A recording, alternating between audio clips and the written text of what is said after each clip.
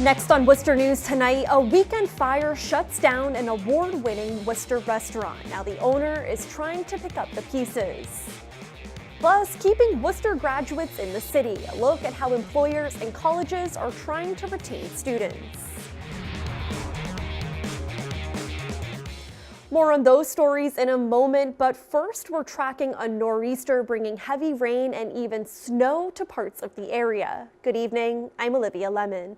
The storm is expected to really get going tonight and it's going to hang around for a while. Meteorologist Pamela Gardner is tracking the storm for us and joins us now with a first look at our local forecast. Hey, good evening to you. We're tracking a mini nor'easter. I'll have a little bit of that timing coming up in just a few minutes. And yes, some snow in the forecast mixing with rain. Very interesting, and a late season snowmaker. Wind and some coastal issues too with this storm system. But in the 10-day, we are making a run at the 70s, even in Worcester County. More about that in a second. All right, satellite radar imagery shows that this storm is already starting to develop a little mini area of low pressure. That's going to pass well to the south and east of Nantucket overnight tonight. But with it, bringing in additional showers and downpours through 8 o'clock through 9 o'clock tonight. And then we start to flip over to more of a wintry mix. Anytime you have elevations of 1,000 feet or higher, then we start to see some of that wet snowflake intensity. And we have the chance for some light accumulation going into tomorrow morning with elevations of 1,500 feet or higher. So interesting here, coating with a few snowflakes mixing in. More on the timing, plus a look at your 10-day forecast in just a bit.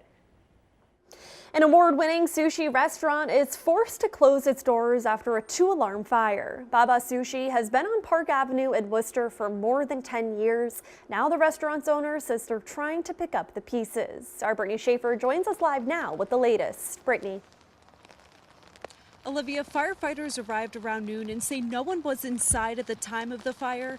As you can see behind me, there are some windows that are boarded up. And over this way at the front of the restaurant, a sign remains outside of the front door where you can see the sushi restaurant is temporarily closed, which is a big sigh to a lot of their customers. Now, we did get to go inside today with the owner, who tells me the inside is where most of the damage shows. I mean, it's just really smoky. Wilson Wang looks at the damage a weekend fire did to his Park Ave restaurant. I'm a little bit heartbroken. It's a lot of memory here, a lot of emotion in here. Wang opened Baba Sushi in 2007. It's received awards including Best Sushi Restaurant in Worcester and a top 100 Asian restaurant in the country. Saturday, a fire in the basement forced Baba to close its doors. Hopefully we got this done ASAP. Might be a couple of weeks, might be a couple of months. We don't know. But we have a sister restaurant named Baba Sushi, Sturbridge. We will get a bigger, stronger, and brighter. The Worcester Fire Department says while the flames were under control quickly, there was heavy smoke in the restaurant. It was basically over within the first 30 minutes. Crews did an excellent job of getting in and finding the fire and containing it to just the basement. That's where the crews found the heavy amount of fire. Wang says they will reopen as soon as possible. He says this may be a difficult time, but nothing will keep him from smiling. Return to the barbecue. I'm really appreciative for all the friends, customers, sent a text message and called me. It's hundreds people. Life is short, life is only once. You laughing, it's 24/7. You crying, it's still 24/7. Why you not laughing? And again, Wang says their #1 priority is to open within the next few weeks. Live on Park Ave, Brittany Schaefer, Worcester News Tonight. Gotta love his positivity. Thank you, Brittany. Switching gears now, a Blackstone man found guilty in the murder of his father is sentenced to life in prison Monday. A Superior Court jury found Glenn Armstrong guilty of first-degree murder last week in the 2017 killing of his 83-year-old father. Armstrong was arrested in New Jersey one day after his father, Walter Armstrong, was found dead in the home they shared in Blackstone. An autopsy determined the 83-year-old died of multiple blunt trauma and asphyxiation asphyxia by strangulation. A vacant Main Street building in Worcester is drawing concerns of the Worcester Redevelopment Authority. The Great Wall restaurant closed in June of 2017, and since then, neighbors and city leaders have been frustrated with the slow pace of renovations. The WRA voted Friday to send a letter to the owners of the restaurant requesting a detailed plan for the future use of the property. The building was deemed dangerous to the public in 2017. Thousands of college students are graduating this month. The city and local businesses are hoping they will choose to stay in the place where they've spent the last 4 years. The Regional Chamber of Commerce says one of their goals is to engage with students while they're still in school to show them why they should stay close by. Our Chandler Walsh has more. Assumption College's campus is quiet Monday, the day after the school's commencement.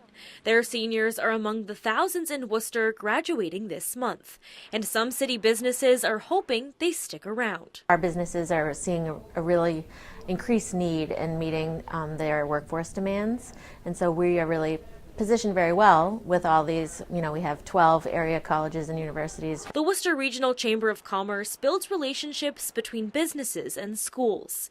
They work to show students what the city has to offer. Karen Pelletier says retention rates haven't been calculated in the past several years, but says interest in the city is increasing. There's definitely been a shift in sort of that willingness and interest in engaging off campus. Even from college admissions offices or meeting with the Chamber and Discover Central Mass. Assumption College partners with hundreds of local organizations. Shannon Curtis works in the Career Development and Internship Center and says now is a good time for grads to make Worcester their home. The Worcester Red Sox coming in, and there's a lot of other employers that we hear really looking at the city as well. So the pros are, lots of job and internship opportunities, lots of opportunities for growth. This is the first year the college will track how many of their students stay close by. Our students continue to go out into the Worcester area and work for local companies and organizations. We'd love to be able to continue to partner with those organizations and grow our network. Pelletier says being a college city is a big draw for businesses. She says it's an opportunity to build a skilled talent pipeline. Especially if you're looking for a skilled workforce in a particular area, so say computer science, you can build a relationship with one of our college's departments in computer science and make sure that you're preparing students for the needs that you have specifically. In the coming weeks, Assumption will determine the percentage of their graduating class staying in Worcester. They plan to continue tracking it year to year to strengthen relationships with the local business community. In Worcester, Chandler Walsh, Worcester News Tonight. State funding is helping researchers at UMass Medical School in Worcester find a way to prevent ticks from spreading Lyme disease. Now they're asking for another investment, saying it could help move lab work closer to a human trial. Our Rosalind Flaherty joins us live now with more on the research. Rosalind. Olivia, they're working on a shot that would prevent the disease and say the research they're doing now looks promising. Researchers at UMass Medical School are calling it a game changer. They're looking into a way to prevent Lyme disease. That when you're bitten by an infected tick, that somehow there is a prevention from the tick having the impact of transmitting Lyme disease to the human. The medical school says they could give a prevention shot to someone once a year before tick season begins. John Irwin is the Vice Chancellor of Government Relations. He says they have tested the shot on mice and it looks promising.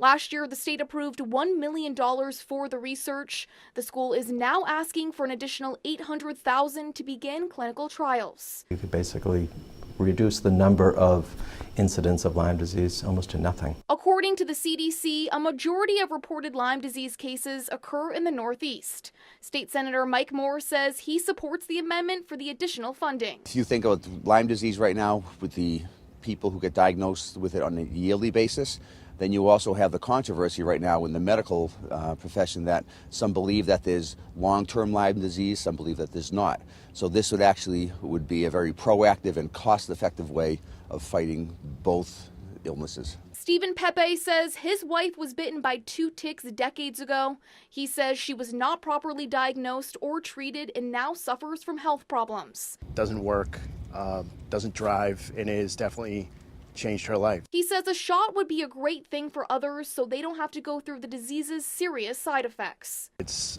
frightening. You have to be conscious and vigilant all the time. Now, the shot wouldn't help people that already have the disease. Senator Moore says they will start debating the last week in May. Rosalind Flaherty, Worcester News Tonight. All right, thank you, Roslyn.